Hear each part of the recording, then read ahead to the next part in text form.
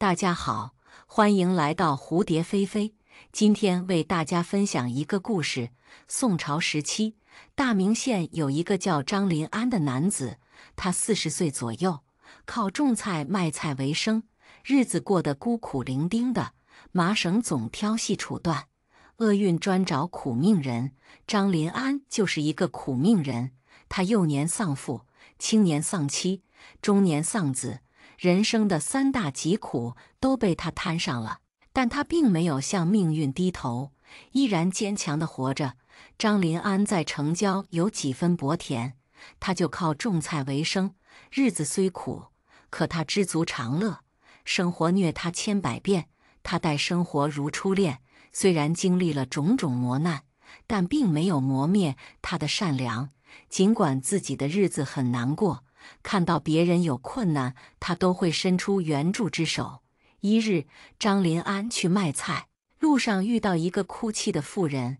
那妇人30多岁，他就上前问她为何哭泣。妇人说自己姓王，是临县人。几年前，她丈夫去京城做生意，一直没有回家，也没有书信。她实在是不放心，就卖了家里的1亩薄田去找丈夫。谁知走到这里，银子就被人抢走了。张林安一听，就摸摸自己的口袋，但口袋里只有2个铜板，根本不够去京城的盘缠。说道：“大妹子，你也别难过了，总会有办法的。你还没有吃饭吧？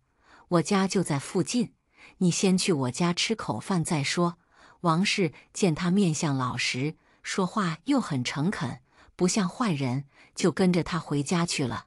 张林安拿出自己平时舍不得吃的白面，给王氏烙了几个饼子。王氏已经2天没吃饭了，他一口气吃了3个大饼子才吃饱。张林安家中没有积蓄，他就想着给去借一些银子给王氏做盘缠。可那个年代，大家都不富裕，他借了一个村子，也没有借到几个铜板，就对王氏说道：“大妹子，你在我家住几日，我再想想办法，凑够盘缠你就可以进京了。这里离京城还有很远，没有银子寸步难行。”王氏就留在了张林安家里。张林安每日卖菜，根本挣不到几个铜板，还要买米买面，最后也剩不下几个钱。实在没有办法，张林安就卖了家中的那头毛驴，把卖毛驴的钱给了王氏当盘缠。王氏感动得热泪盈眶，说道：“大哥，我从京城回来就会把钱还给你的。”张林安帮助王氏，并没有指望他会还钱，很快就把这事忘了。就在几个月后，王氏就突然回来了，她面容憔悴，整个人都瘦了一圈。张林安觉得奇怪，就问她有没有找到丈夫。王氏听她这么问，就忍不住哭了起来。原来王氏与丈夫成亲多年没有孩子，但夫妻感情还可以。可她来到京城才知道，丈夫已经与一个4品大员的女儿成亲了，并且生育了一个儿子。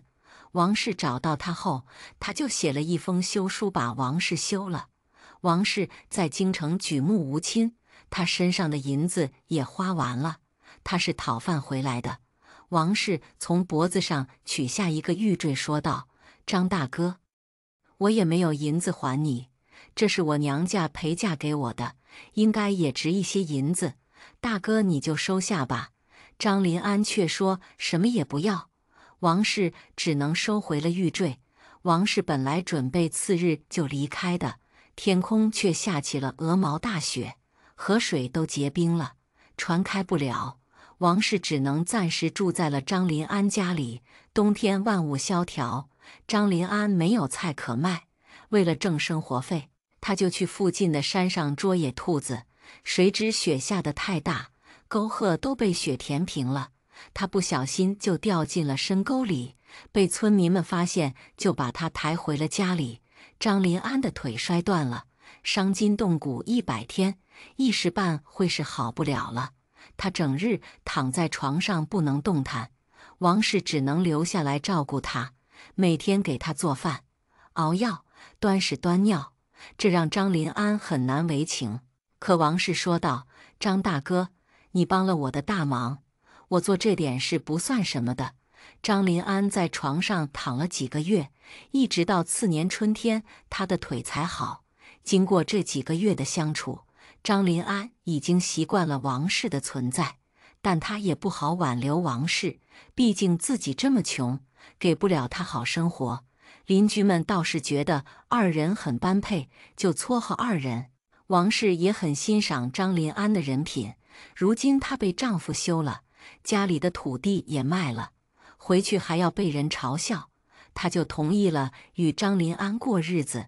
张临安得知王氏同意了，很是激动，说道：“我虽然不富裕，但我会全心全意对你好的。”王氏说道：“人品好才是最重要的。”张临安和王氏在族长的见证下就拜堂成亲了。成亲之后，王氏又拿出那个玉坠，说道：“你种菜太辛苦，去把这块玉当了，换些钱，咱们做个小买卖。”张临安是个粗人，不懂这块玉的价值，但从外观来看，他猜想应该能值不少银子，说道：“不行，这是你的东西，怎么能当了呢？”王氏说道：“等咱们赚了钱再赎回来不就行了？”经过王氏的一番劝说，张临安就同意了，于是就拿着玉佩去当铺当了，居然当了20两银子。在王氏的鼓励下，张临安就拿着20两银子在县城做起了小买卖。夫妻二人为人实诚，做买卖童叟无欺，生意很快就有了起色。人追财不好追，就怕财追着人不放。有时候发家致富也就是1、2年的事。张临安做了2年买卖，就挣到了人生的第1桶金。后来扩大经营，在城里拥有了3间铺子，伙计都有好几个，他也成了一个名副其实的财主。王氏的第1段婚姻就是因为没有能为丈夫生下孩子才瓦解的。如今王氏改嫁给张临安，依然没有生出孩子。虽然丈夫不说什么，但王氏的心里总觉得是个事，她就劝说丈夫再娶一房，也好延续张家香火。张临安与王氏感情深厚，王氏也是他的贵人，他不愿意再娶，要一心一意地对王氏好，就说道：“有没有孩子不重要，咱们夫妻恩爱就行了。”王氏说道：“没有孩子，为妻心里有愧。相公还是再娶一房吧，好为咱们生下孩子，无论男女，也算是后继有人了。以后继承张家产业，还能为咱们养老送终。”在王氏的劝说下，张临安也有了一丝动摇，但他思来想去，还是迈不出这一步，觉得再娶愧对妻子。王氏见丈夫迟迟不行动，就主动张罗给他纳妾的事。那日，她去城西头的刘媒婆家里，让刘媒婆给张临安物色一个能生养的女子。刘媒婆说道：“娘子放心吧，老婆子我也是阅人无数了，什么样的女子能生养，我一眼就看出来了。你回去等好消息吧。”王氏离开刘媒婆家，走到路上的时候，就看见城里的马牙婆，那婆子拉扯着一个年轻的小女子，那女子哭哭啼啼的不肯往前走，哭着哀求马牙婆不要把她卖到那种地方，她可以去给人家做丫鬟。马牙婆说道：“我花了那么多银子买你，把你卖给人家做丫鬟，连本钱都要搭进去，你也不要哭了。做女人不就是那么一回事？你到了那里，只要好好听话，我保证你吃香的喝辣的，穿金戴银，小日子能美上天。”这小女子生得花容月貌，马牙婆是想把她卖到花柳巷去。王氏见女子哭得可怜，就动了恻隐之心，赶紧上前拦住了马牙婆，说道：“这女子你要卖多少银子？”马牙婆轻蔑地看了王氏一眼，说道：“她是我花大价钱买的，你看她细皮嫩肉的，当然要卖个好价钱了。”王氏说道：“你出个价吧，马牙婆不可思议地打量着马氏，说道：“你要买吗？一个丫鬟最多5两银子，你要出500两买一个丫鬟吗？你逗我老婆子玩呢！”马牙婆拉着女子就要走，那女子却挣脱开牙婆，跪在王氏面前哭道：“夫人，救救我！我会好好伺候你的，报答您的大恩大德。”王氏心地善良，她也知道丈夫是个善良之人，也不会怪他的，就说道：“马牙婆，这个女子我要了，500就500吧。”马牙婆听了他的话，以为是自己耳朵出了毛病，就说道：“我刚才没听清你说的什么，你再说一遍。”王氏说道：“我说我要留下这个女子，你随我来拿钱吧。”马牙婆一听高兴坏了，500两只是她随便一说，没想到这王氏不讲价。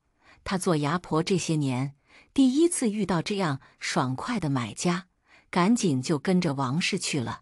回到家里，王氏向张临安说明了情况。张临安虽然很吃惊，但他并没有反对妻子的做法，就拿出500两给了牙婆，女子就留在了张家。王氏从女子的皮肤、衣着上看，判断出她应该是大户人家的女子，听她的口音又不像本地人，就问她是哪里人，是怎么来到大名县的。女子说道：“小女子叫周小蝶，是京城大户人家的丫鬟，只因做事出了一点差错，主人就把我卖给了牙人。经过多次转手，我就被卖到了这里。”他说着，又忍不住哭了起来。王氏赶紧掏出手绢给他擦泪，说道：“小蝶姑娘，你不要难过了，以后这里就是你的家。”周小蝶说道：“老爷夫人是小蝶的再生父母，我会好好报答你们的。”这周小蝶生的真是太美了。王氏心里就有了一个想法。晚上睡觉的时候，王氏就把自己的想法说给了丈夫。张临安一听就说道：“娘子，我的心里只有你和生意上的事情。”他还没说完就被王氏打断了，说道：“相公，我知道你对我好，不嫌弃我，可我心中有愧呀。我希望你能再娶一房，生个一男半女的，为妻也心安了。再说了，咱们的生意越做越大，没个人继承可不行啊。老话说得好，无人富不长，有人穷不久。相公还是好好考虑一下。这小蝶姑娘也是个苦命的女子，如今有缘到咱们家，相公就纳她做妾吧。她的后半生也有个依靠。”在王氏的一再劝说下，张临安才同意了他的建议，但他又怕人家周小蝶不同意，毕竟她是40多岁的人了。王氏说道：“只要你同意了，其他事情交给我就行了。”次日，王氏就对周小蝶说了自己的想法，问她愿不愿意嫁给张临安。周小蝶知道这夫妇俩都是善良之人，人家花那么多银子把她买来，她也是很感恩的。再说了，她以后也要有一个依靠才行，就同意了，说道：“老爷夫人对我恩重如山，我愿意报答你们，伺候老爷一辈子。”王氏说道：“你放心，我们不让你受任何委屈的，以后咱们就是姐妹了。”王氏说通了张临安和周小蝶，很快就选定了良辰吉日，大摆宴席，让二人拜堂成亲。酒宴进行到高潮的时候，突然就有一个老和尚来化缘，张临安就把老和尚请到里屋，专门摆上一桌素食款待他。老和尚吃饱喝足之后，说自己要筹措银子修缮庙宇。张临安二话不说，就给和尚拿来2个银锭子，足足有100两之多。老和尚银子说道：“阿弥陀佛，施主是个大善之人，将来必定会有好报的。只是当前有一件事情，恐怕会给施主带来灾祸呀。”张临安听了和尚的话，很是惊讶。他一心向善，从来没有做过伤天害理的事情，怎么就有灾祸呢？赶紧问道：“到底是什么事情？还请师父指教。”老和尚说道：“问题就出在你这个小妾身上。我劝你不要圆房，好吃好喝款待她，3年之后可保命呀，子孙必有后福。”张临安如今没有一儿半女，他是越听越糊涂了，就继续询问老和尚：“老和尚，你只管按照我说的做就是了。”他平复了一下心情，说道：“多谢师傅提醒，我一定遵照师傅说的做。”老和尚说道：“那就好，切记我的话，否则性命难保啊。”到了晚上，所有的宾客散尽之后，张临安就把老和尚的话对王氏说了。王氏听了也很震惊，就说道：“既然这样，咱们照做就是了。”新房里，周小蝶一身大红喜服，头上顶着红盖头，坐在床沿，心中也是百感交集。一直到2更天，张临安才来到新房。他掀开周小蝶的红盖头，说道：“让娘子久等了，今晚我有些身体不适，娘子自己早些休息吧，我睡在隔壁。”周小蝶听他这么说就很惊讶，但他也不好说什么，就说道：“老爷身体要紧，您也早些歇着吧。”隔壁就是王氏的房间，周小蝶觉得很反常，不知道这2口子唱的是哪一出，心中也有些惴惴不安。谁知令他更不安的事还在后面呢。王氏和张临安2口子做好事花银子不眨眼，但他们对自己却很节俭，一直是粗茶淡饭，粗布衣服，家中更没有丫鬟婆子，所有的家务都是王氏亲力亲为。可次日，王氏却带回来一个丫鬟，他把丫鬟领到周小蝶的面前，说道：“小蝶妹妹，这个丫头叫小青，以后她伺候你的生活起居，你有什么事就告诉她，让她去做。”周小蝶赶紧作揖说道：“姐姐，这可使不得，姐姐每日为家事操劳，让她帮助姐姐做事吧，我不需要人伺候的。”王氏说道：“家务活我都习惯了，不让我做还真不习惯，妹妹就不要推脱了。”他又对小青说道：“你好好伺候二夫人，有什么需要就告诉我。”周小蝶成了张家的二夫人，但成亲多日也没有圆房，而且还请来丫鬟伺候她。张临安夫妇每天都是粗茶淡饭，对她却是好茶好饭，绫罗绸缎，这让周小蝶是受宠若惊，惶恐不安。她看到王氏做家务，就想去帮忙。王氏却说道：“我是一个乡野村妇，这些活都干习惯了，妹妹细皮嫩肉的，就不要干这些粗活了。你还是歇着吧，你要是干了这些活，我可没得干了。”周小蝶说道：“老爷和姐姐对我太好了，我无以回报，心中也是惶恐不安，还是让我帮你做一点吧，这样我的心里也会好受一点。”王氏说道：“茫茫人海能够相遇，也是天大的缘分。妹妹不要想太多，只管吃好睡好就行。你要是闲在家里无聊，姐姐陪你出去转转。春暖花开的季节，郊外的风景美不胜收。”王氏就陪着周小蝶出去踏青，几人在花丛中漫步，感受着大自然的美好。周小蝶突然就想到了什么，眼神就暗淡了下来。周小蝶在张家过着锦衣玉食的生活，她衣来伸手，饭来张口，还有丫鬟伺候着，待遇就像大家小姐一样。就这样过了3年平静的生活。突然有一天，知县就带着一群官差来到张家，二话不说就绑了张临安夫妇，把周小蝶一起带到了县衙内院。他们见到了一个50多岁的老汉，这个老汉不是别人，正是京城的一品大员王大人。周小蝶看见王大人，就跪在地上哭了起来，说道：“老爷！”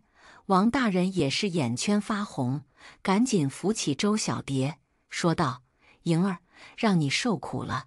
原来周小蝶的真名叫周莹儿，她也不是大户人家的丫鬟，而是王大人最宠爱的小妾。3年前，周莹儿因为做错了事，王大人一气之下就把他赶出了家门。其实赶走周莹儿没有多久，王大人就后悔了。随着年龄的增长，他愈发思念周莹儿，于是就派人秘密调查，结果就调查出周莹儿在大名县张林安家里，而且做了张林安的小妾。这让他恼羞成怒，就亲自来到大名县找周莹儿，并准备治张林安夫妇的罪。他看着张林安怒道：“你色胆包天，居然敢霸占老夫的爱妾！”周莹儿赶紧说道：“老爷，张大哥和王大姐他们都是好人，要不是他们，恐怕我今天就见不到老爷了。”他就把自己在张家的情况详细对王大人说了。王大人得知张林安与周莹儿并没有夫妻之实，而且把周莹儿照顾得这么好，也就消了气，就命人为他们松绑，还摆上好酒好菜款待二人。张林安夫妇也是受宠若惊，幸亏听了老和尚的话，要不然他们真的就大祸临头了。王大人临走的时候，给张林安一块玉佩，说遇到什么事情就拿着玉佩去京城找他。周莹儿跟着王大人离开后不久，王氏居然怀孕了，这让夫妻俩高兴的几天几夜没有合眼。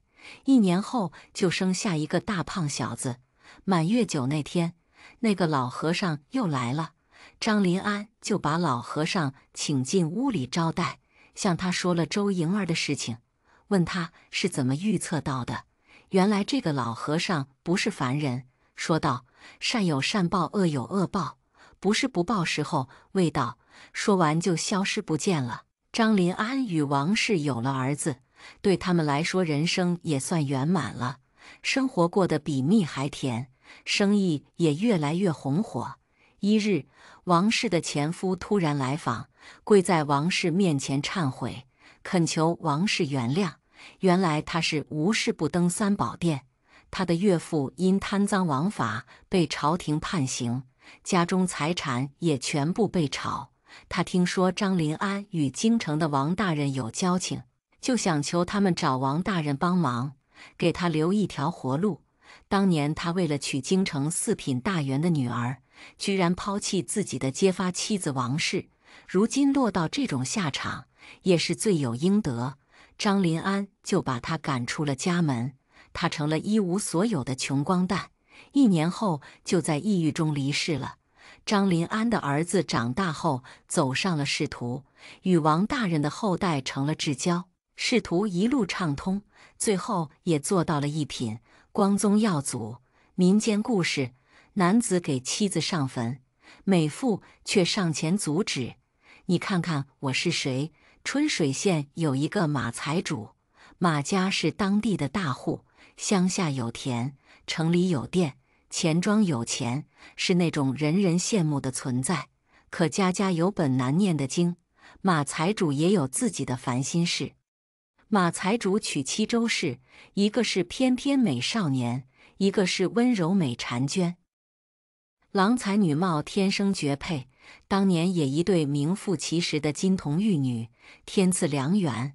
这样一对才貌双全的夫妻，从遗传学来说，他们的子女也不会差到哪里去。可有很多事情就是出乎意料。周氏与马财主成亲1年后生下一个女儿，可这孩子生下来就黑不溜秋的，五官也是不敢恭维。夫妇俩看到孩子时，心一下子就跌入了万丈深渊，但他是自己的血脉，不管长相如何都要接受，也不会嫌弃。马财主为女儿取名马慧心，希望她是一个蕙质兰心的女子。老人说，女大18变，越变越好看。马财主夫妇觉得自己的女儿一定会变好看的，因为2人都是百里挑一的颜值，女儿哪有不好看的道理。夫妇俩很疼爱这个女儿，含在嘴里怕化了，捧在手里怕掉了。马慧心从小就过着锦衣玉食的生活，光伺候她的丫鬟都有好几个。古人认为女子无才便是德，但马财主却不这么认为。马慧心3岁的时候，他就把当地有名的才子请到家里教马慧心读书习字，琴棋书画样样俱全。马慧心虽说相貌丑陋，但他非常的聪明，先生教的东西他一学就会。上帝给你关上了一扇门，就会为你打开一扇窗。马慧心相貌丑，但他多才多艺，这就是所谓的美貌不够，才气来凑。周氏为了让女儿变美，每天都让她洗花澡，还用猪油给她擦全身，经常吃一些美容养颜的贵重补品。尽管付出了很多努力，马慧心还是没有变美，而且越长越丑。如今的马慧心已经16岁了，也到了适婚年纪，但因相貌丑陋，没有人愿意娶她，这让马财主夫妇很是发愁。马慧心要是嫁不出去，他们这做父母的也是很丢脸的。腹有诗书气自华，马慧心饱读诗书，气质安静优雅，她的心态也好，从来没有因为相貌问题很自卑过。因为他知道好看的皮囊千篇一律，有趣的灵魂千里挑一。随着马慧心的年纪越来越大，马财主夫妇就开始为他物色女婿。可那些英俊的公子哥哪一个能看上他？夫妻俩就这一个女儿，就想着招一个穷小子做上门女婿，这样的穷小子也不会嫌弃自己的女儿。马财主夫妇通过各种渠道寻找合适的男子，很多穷小子听说马财主要招上门女婿，都来到马家毛遂自荐。马慧心是一个才女，她当然要选一个与自己相当的男子做丈夫。经过层层选拔，马慧心就选中了一个穷秀才做女婿。这个秀才叫徐建德，长得是英俊潇洒，也是饱读诗书，可就是时运不济，一直没有出局。20多岁了还是一个秀才，马家怕夜长梦多，很快就八抬大轿把徐建德娶进了门。洞房夜，当徐建德满心欢喜地掀开新娘子的盖头时，他倒吸一口凉气，差一点晕倒，因为这新娘子的容貌与他想象中的相差甚远。他原本以为大家小姐都是貌若天仙，没想到是这般模样，都怪他当时只看中马家的钱财了，根本没有想到这里面的猫腻。可是到如今也不能反悔，只能接受。他想到自己以后就要过锦衣玉食的生活了，心里就稍微有一点平衡。徐建德为了能过上锦衣玉食的生活，他只能一遍遍告诉自己，有得就有失，要想过上好日子，就要做出一些牺牲。于是他就硬着头皮履行了一个新郎的义务。一人得道鸡犬升天，徐建德与马慧心成亲之后，他家的亲戚们也在马家谋得了一份差事，而且工钱都不低。徐建德是一个聪明人，他来到马家之后，对岳父母很孝顺，对妻子很是疼爱。1年之后，马慧心就生下一个男孩，这孩子生下来就白白胖胖的，特别的漂亮，根本就不像马慧心亲生的。马财主终于见到了第3辈人，那个喜悦的心情也是不言而喻。他为孙子取名马玉良，周氏也是抱着大孙子爱不释手。有了孙子之后，马财主就很少过问生意上的事情，全权交给徐建德打理。他就在家里含饴弄孙，日子过得美滋滋、甜蜜蜜。马玉良13岁的时候，周氏因病离世；16岁的时候，马财主也暴毙身亡。徐建德本想着马家的财产都落到了他手里，谁知马财主早就有所准备，把家中的财产都过继到了女儿马慧心的名下，只有马玉良才可以继承。徐建德看着英俊的儿子，心里也很欣慰，可他想到儿子的姓氏，心里就很不甘，想娶一房小妾再生一个又不敢，他怕被马慧心扫地出门。如今马玉良也16岁了，也是到了该娶妻的年纪。徐建德为了让妻子把财产转移到儿子名下，就张罗着为他娶妻。徐建德这辈子没有娶到如意妻子，他感觉太亏了，这辈子就白活了。他希望儿子能娶一个才貌双全的女子，于是就张罗着为马玉良说亲。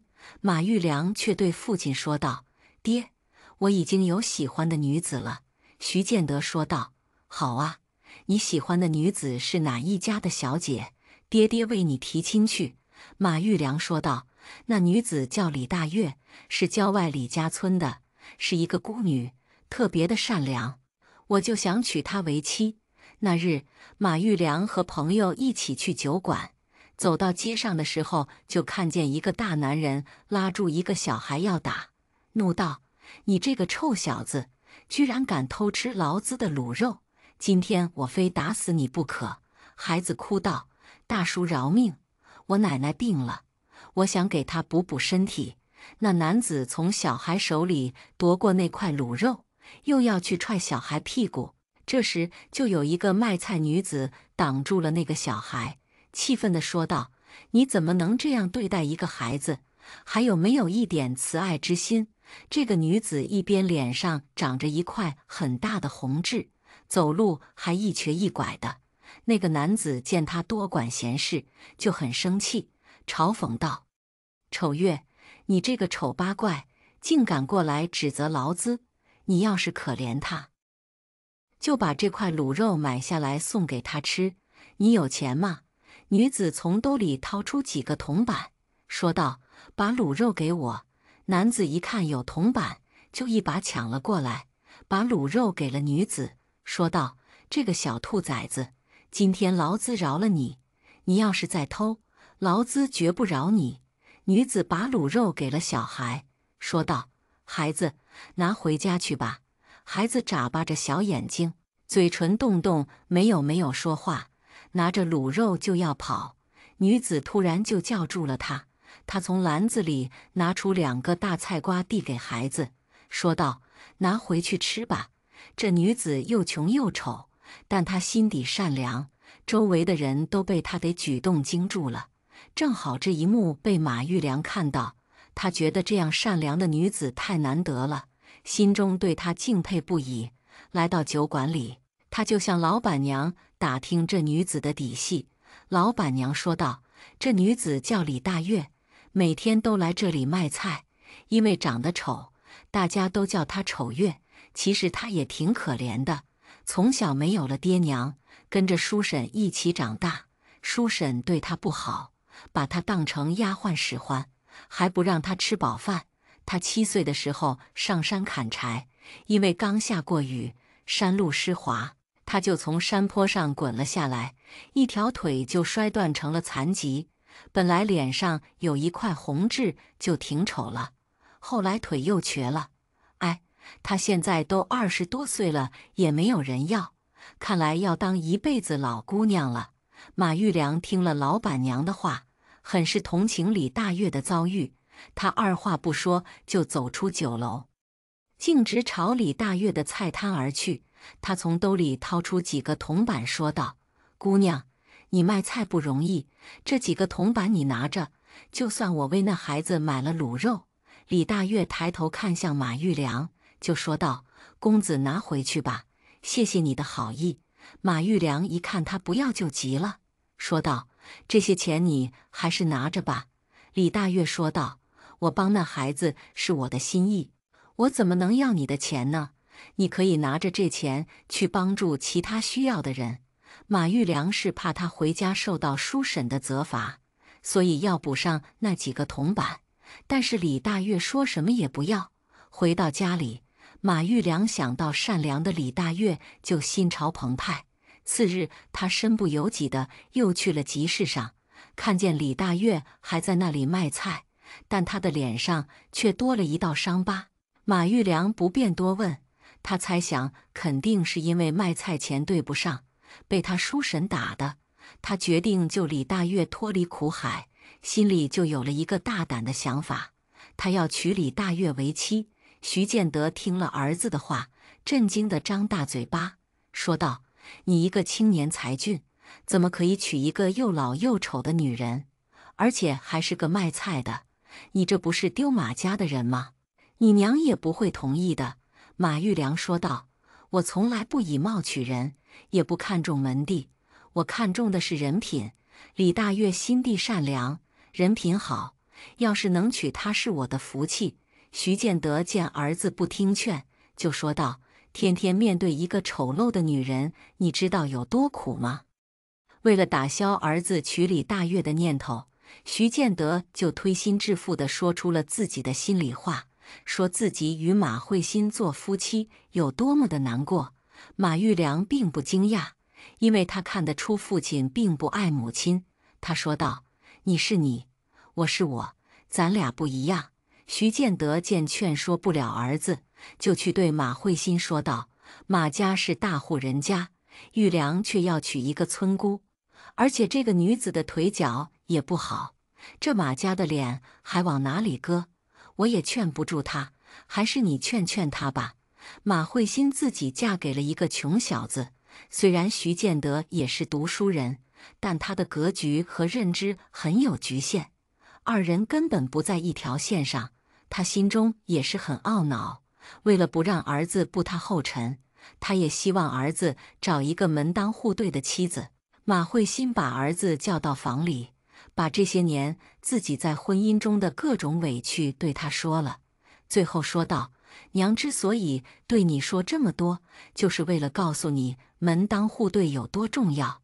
门不当户不对的婚姻是不幸福的。”马玉良一心只想娶李大月，什么道理他都听不进去，就说道：“娘，李大月非常善良，她都那么穷了，还去帮助别人，这样的女子是千里挑一。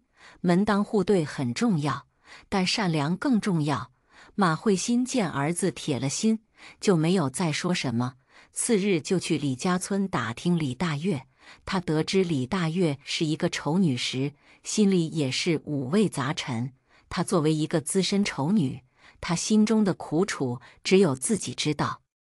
儿子现在是一时糊涂，他以后要是变了心，李大月也会像她一样被丈夫冷落的。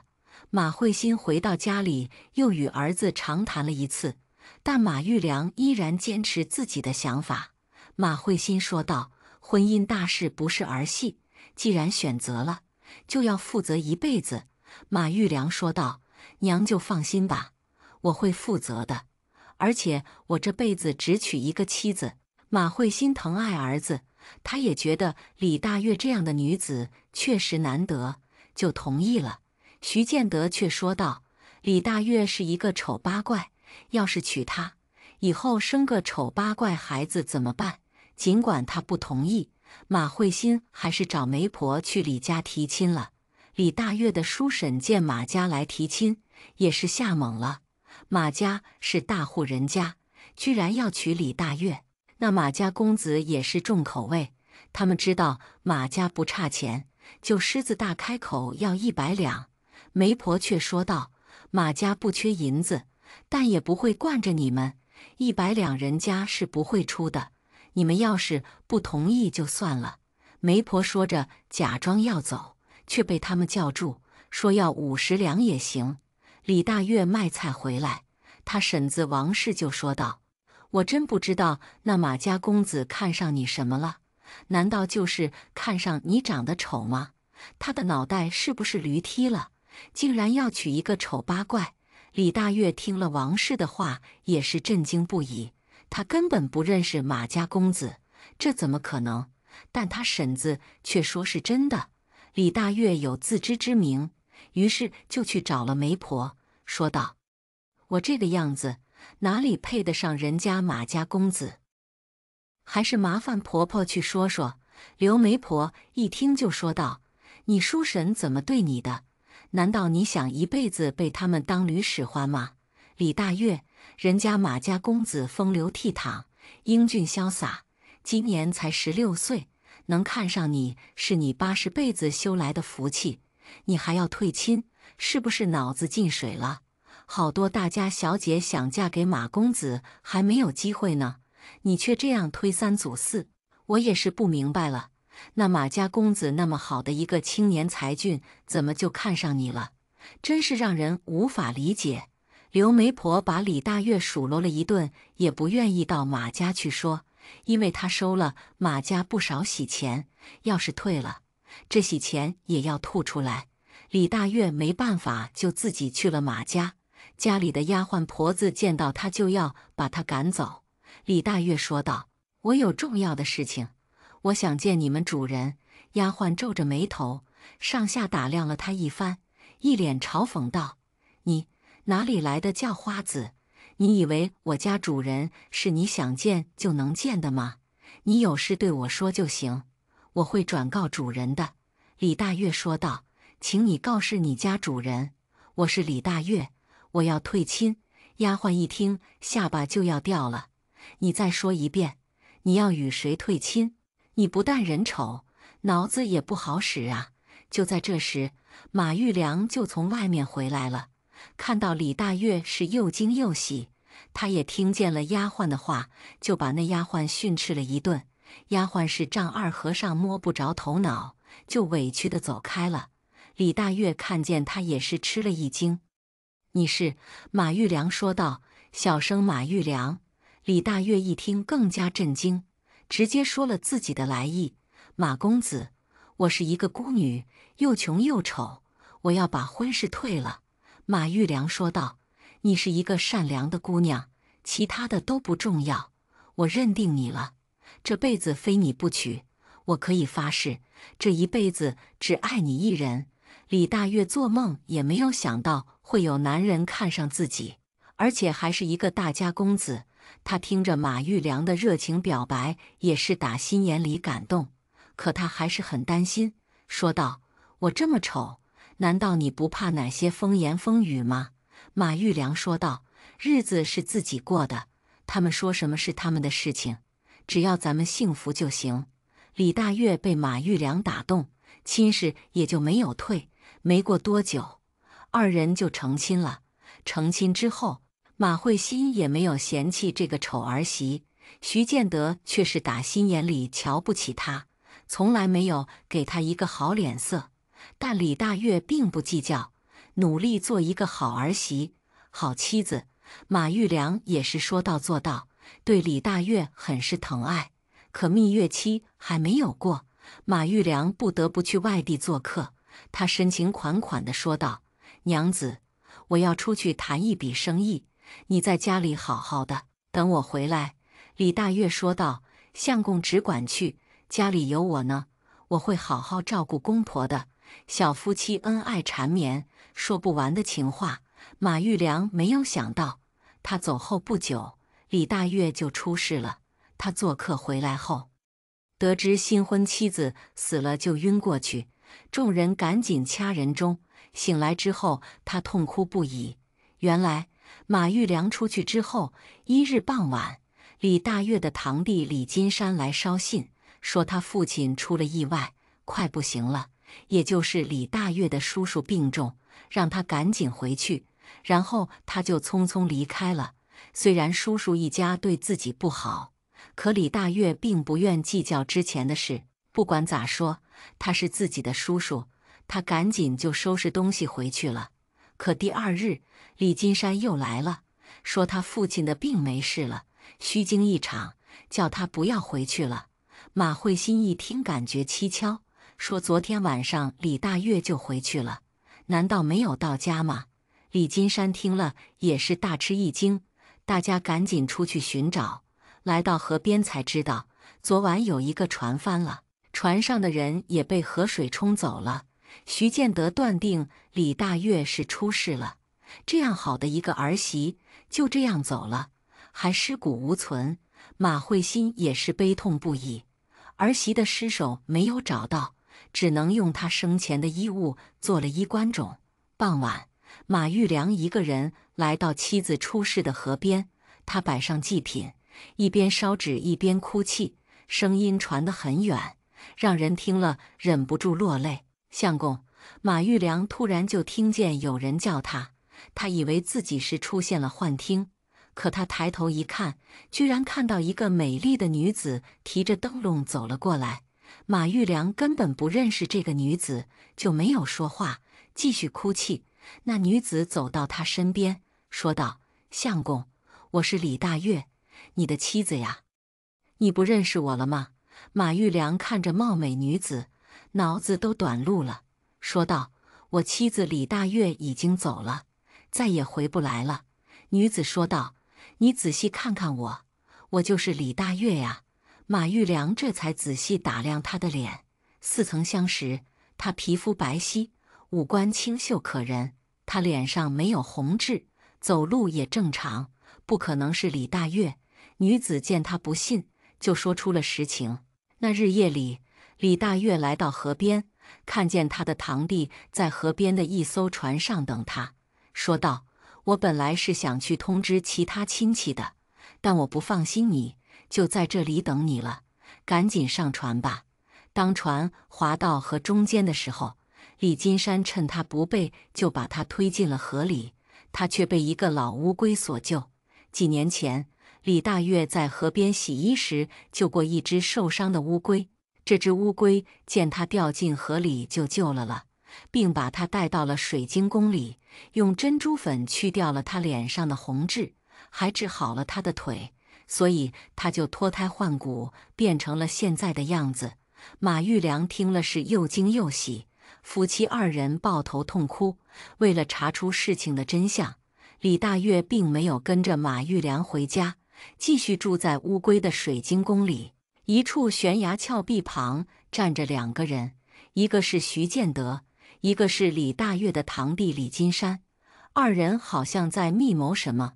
突然，徐建德就一把推向李金山，可一股大风刮来，李金山并没有掉下悬崖。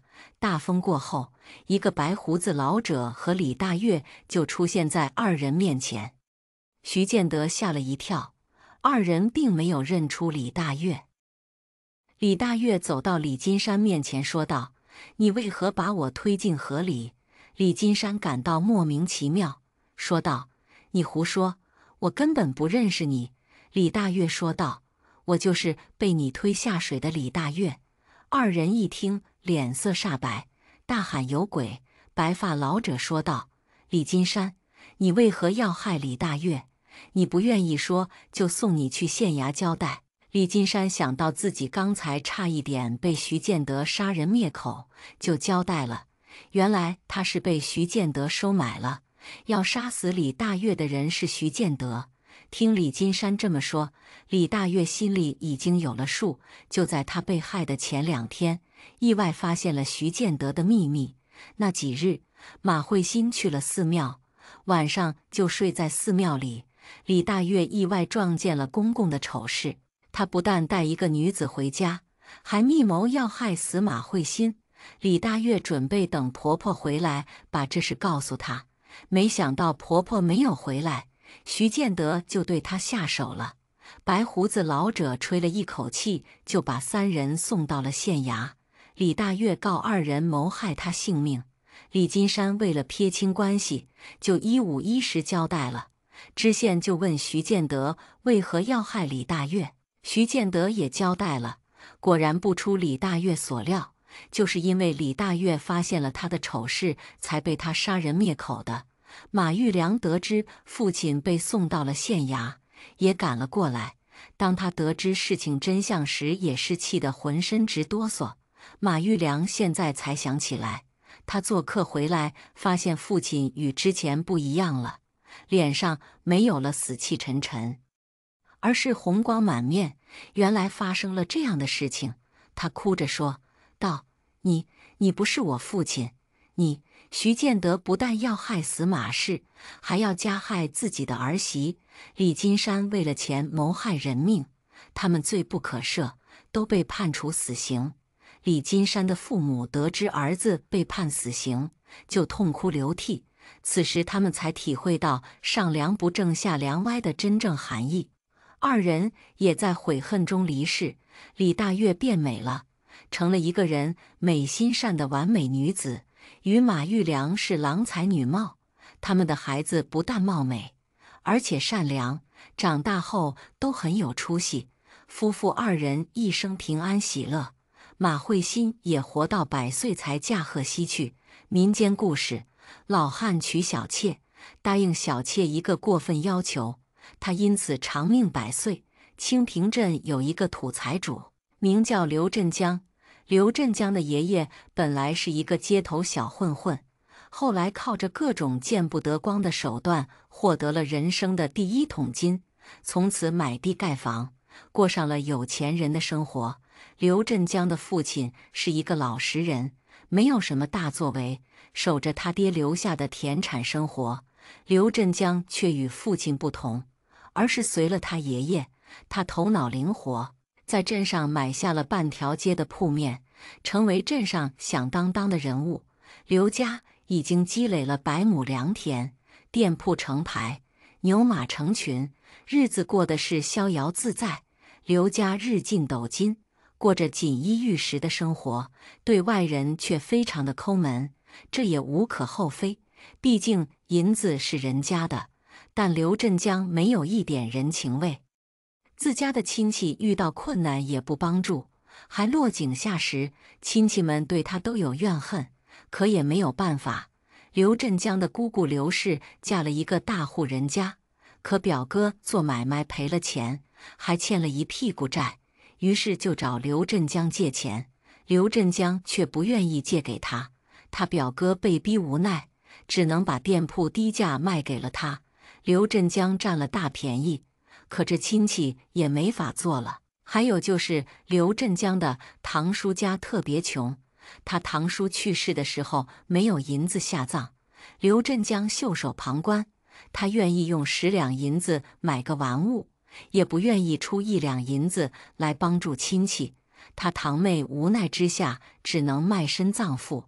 刘振江总是想着各种办法把自己的利益最大化，不顾及别人的死活，所以的名声非常的不好。大家在背后对他是指指点点，说他太没有人情味，太冷血，可他却不以为然。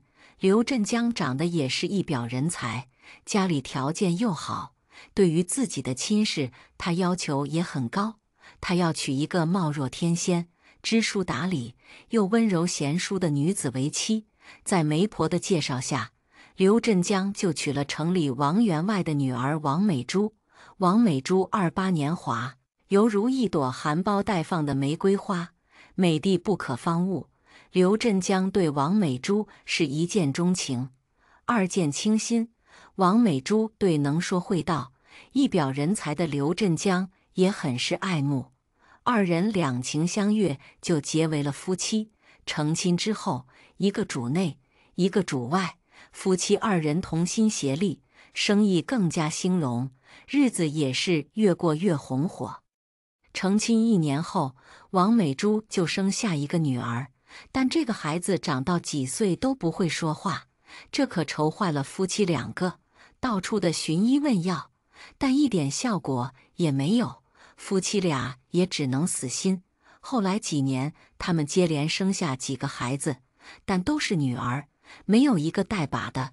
在那个年代，家里没有儿子会被人嘲笑，像刘家这样的大户人家，没有儿子的后果会更严重。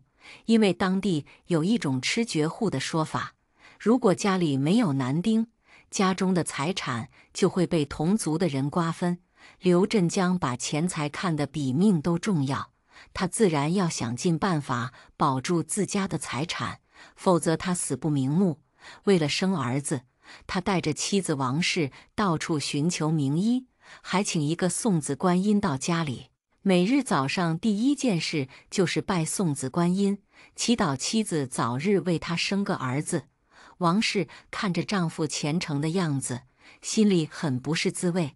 那日她在街上遇到一个先生在那里算命，就让他为自己看看。先生仔细打量了他的面相之后说道：“人生4大菜，夫人只能吃1道。”王氏一听心就凉了半截，长叹了一口气就要离开。那个先生却叫住了他，说道：“我送夫人一句话，做人要多行善事，才能一生顺遂，心想事成呀。”王氏听了先生的话，也是醍醐灌顶。他谢过先生，就匆匆回家去了。回到家里，王氏就把先生的话说给了刘振江。刘振江一听说道：“放屁，他那是胡说八道，就是想骗你散尽家财。”这个你也信？王氏说道：“不管他说的是不是真的，我以为人生在世还是善良一些好。”刘振江说道：“我又没有作恶，怎么就不善良了呢？真是的，你自己生不出儿子，不要找理由。”他说着就气哼哼地走了。这些年，王氏没有为丈夫生下儿子，心里也是很愧疚。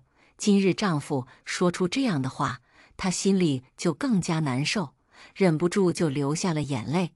晚上躺在床上，王氏就对丈夫说道：“相公，咱俩成亲多年，为妻没有为你生下儿子，我心中也是十分愧疚。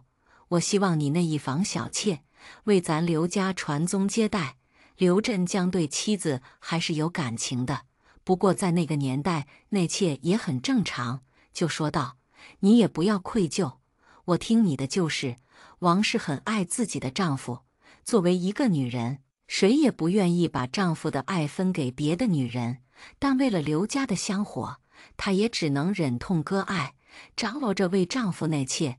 王氏还没有找到合适的，刘振江心中就有人了。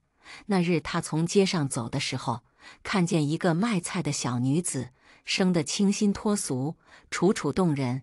刘振江一看就非常喜欢，直夸女子犹如仙女一般。女子见他色眯眯地看着自己，提起菜篮子就离开了。刘振江却对女子念念不忘，躺在床上是辗转反侧。他就派管家老刘去打探女子情况，得知这女子叫李若云，从小无父无母，与哥哥相依为命。兄妹俩的日子虽然艰苦，但也算温馨。自从哥哥成亲之后，嫂子王氏就对他百般刁难，李若云的日子过得是苦不堪言。刘振江说道：“这小女子这么美，就不该受那样的苦，我要把她娶回来享福。”管家老刘就拿着银子到了李家。王氏看到银子，两眼放光，就一口答应把李若云嫁给刘振江。刘振江都40岁了，如今要娶一个28年华美娇妻，心里的喜悦自不必说。他大摆宴席，用8抬大轿把李若云娶回了家。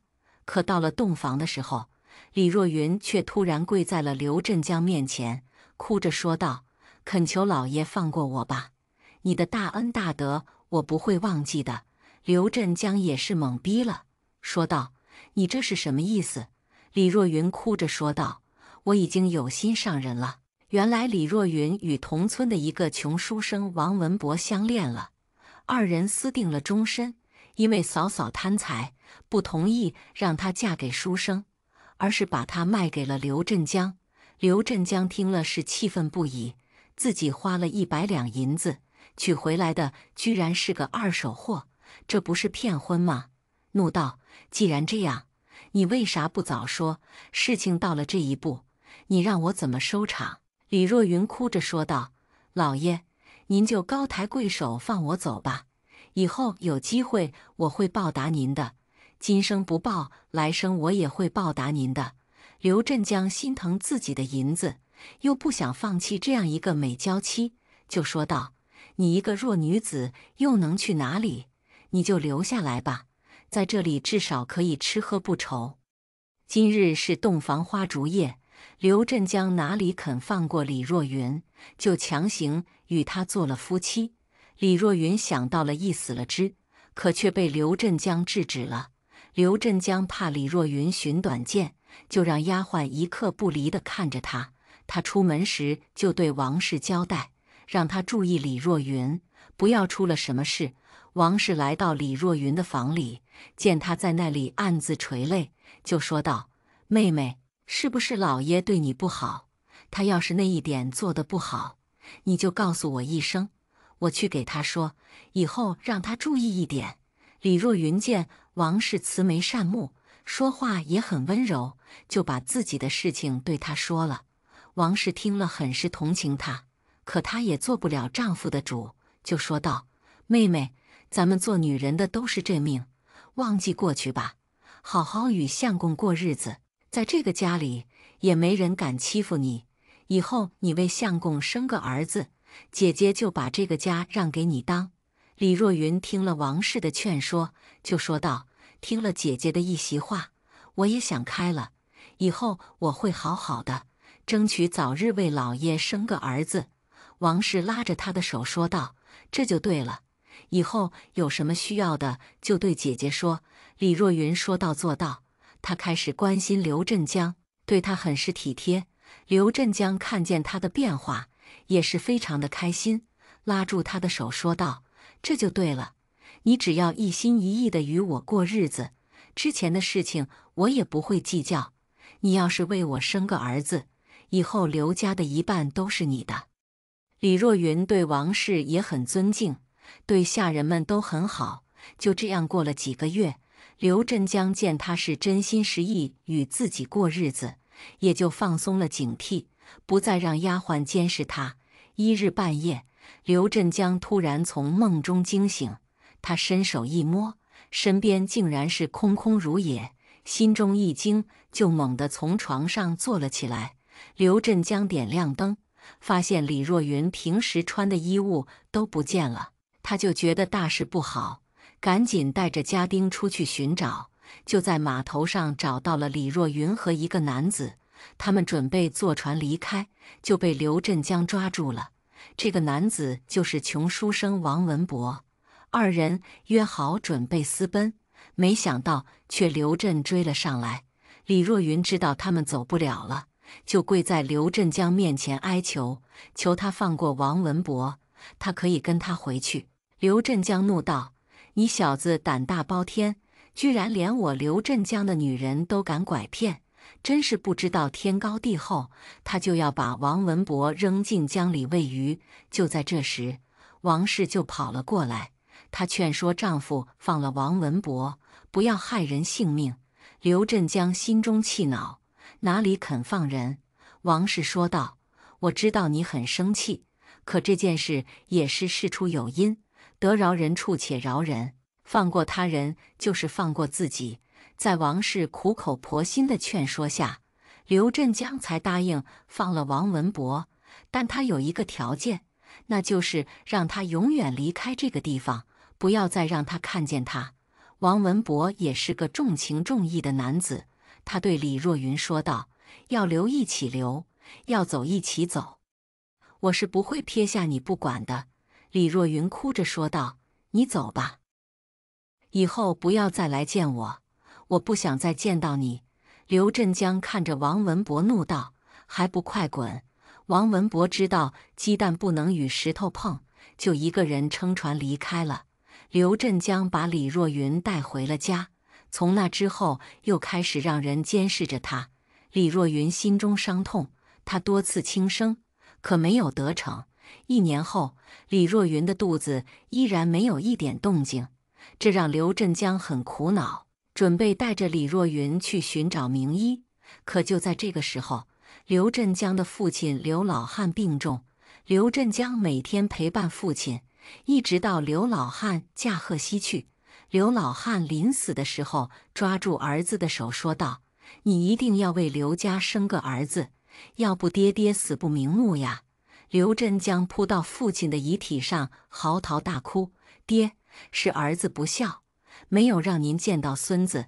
您放心，我会给你生个大孙子的。”刘振江也是很讲究的人，就找风水先生为父亲看了一处上好的阴宅。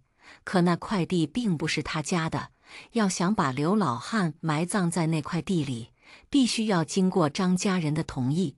于是他就拿着银子去了张家，可人家却不愿意，他们要把那块地留给自家老人。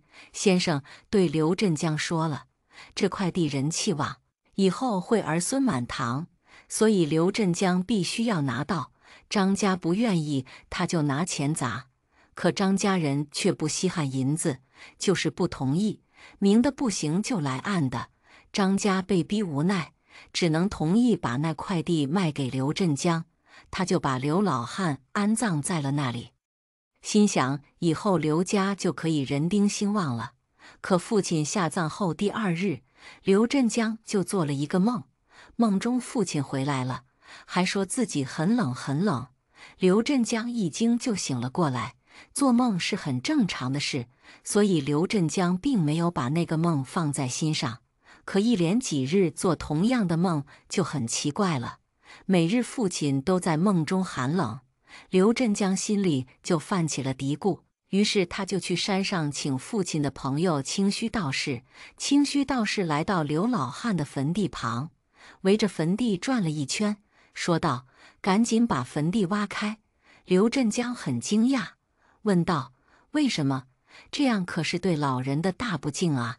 清虚道士说道：“难道你就忍心一直让你爹住在破屋子里吗？很冷的。”刘振江是个孝顺的人，当然不忍心让父亲冻着，于是就挖开了坟墓。当他看到棺材时，吓了一跳，竟然发现棺材上有几个大洞，这可把他吓坏了，赶紧就问老道长是咋回事。清虚道士说道：“做人不能太霸道，你这是得罪人了。”刘振江用鼻子就能想到，这是肯定张家干的，于是就要带人去张家算账。清虚道士说道：“你爹给你托梦是为了救你，让你知道自己错了。你赶紧把你爹的坟地迁走，把这块地物归原主。”可那先生说，刘振江的话还没有说完，老道士就打断了他，说道：“要不是你爹对我有恩，我是不会管你这事的。你要是不听劝，我也没有办法。”刘老汉10几岁时，清虚道士还是一个10来岁的孩子，以要饭为生。一个冬天的傍晚，孩子又冷又饿，就晕倒在了路上。刘老汉看到，就把他背回了家，给他吃的，又弄了一套棉衣给他穿。后来这孩子上山拜师修道，一直没有忘记刘老汉的大恩大德。刘家有事需要他，他都会不遗余力的帮助。刘振江知道他有些道行，就说道：“我一切都听您的。”在清虚道士的指点下，刘振江就把刘老汉的坟地迁走了，把那块地还给了张家。张家原本以为刘振江是去找事，没想到是主动归还那块地的。他们觉得不可思议，把刘老汉的坟地迁走之后，刘振江还是不明白清虚道士为啥说他父亲托梦是在救他，于是就把清虚道士请到书房请教。清虚道士说道：“你爹在梦中说他冷，你才知道你爹的棺材被人钻了洞呀。为什么会被人钻洞？这个你很清楚。通过这件事，你也该好好反思一下了。做人不能太霸道，要有一颗善良的心。明白了这个道理，就是你的福气，也是刘家的福气。”刘振江听了清虚道士的一席话，是恍然大悟，说道：“我知道该怎么做了，多谢道长的教诲。”从那之后，刘振江就开始做善事。他买了很多米面分给贫苦的人，还给佃户们降了地租。众人都议论纷纷，说抠门霸道的刘振江居然变了性。王氏见丈夫开始做善事，心中很是欣慰，她就趁热打铁，说道：“老爷，若云妹子整日闷闷不乐，我真担心她的身子，老爷还是让她走吧，这可是一件大善事呀。”刘振江说道：“夫人说的是，可那王博文已经离开了，让他去哪里找？”王氏就说道：“那以后咱就把若云当作妹子，一边打听那王文博的下落，你看怎么样？”刘振江如今只想着做好事，反正都这么久了，李若云依然没有生下儿子，他也不抱希望了，就同意把李若云当作妹子，还说要帮助他寻找王文博。李若云听了，一潭死水的心湖也泛起了一阵涟漪，她忍不住大哭起来。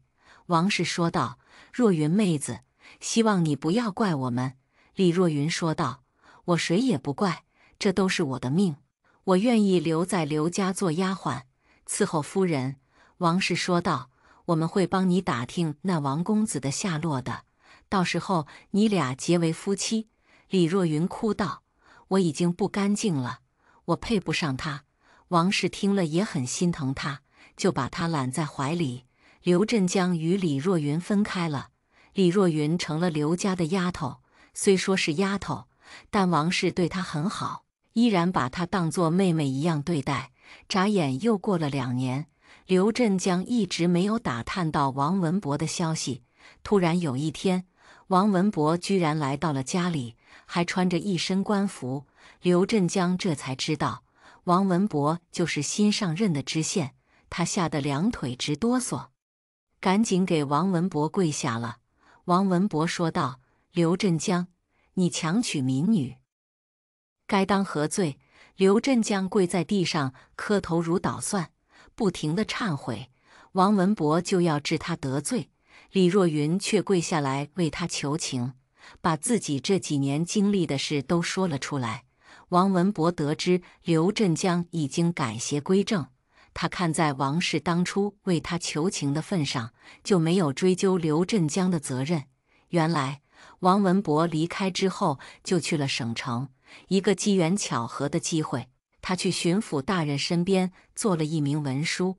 巡抚大人很认可他的才华和为人，这里的知县告老还乡，巡抚大人就推荐他回来做了知县。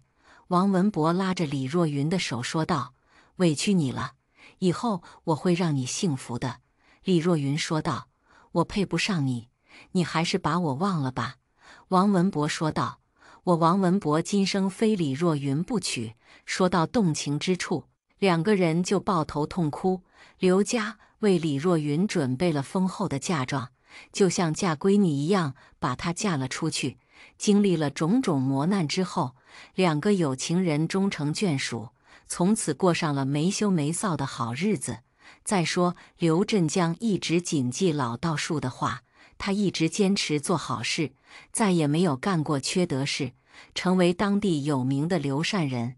刘振江58岁那年，王氏也是53的高龄了，居然奇迹般的怀孕，后来生下一个儿子。他大女儿也突然会说话了，真是双喜临门。刘振江活到100多岁离世，临终时他拉住儿子的手说道：“做人要善良，善待别人就是善待自己。”以上就是本期视频的全部内容。如果您有任何感兴趣的话题，可以在评论区留言告诉菲菲。都看到这里了，点个订阅再走吧。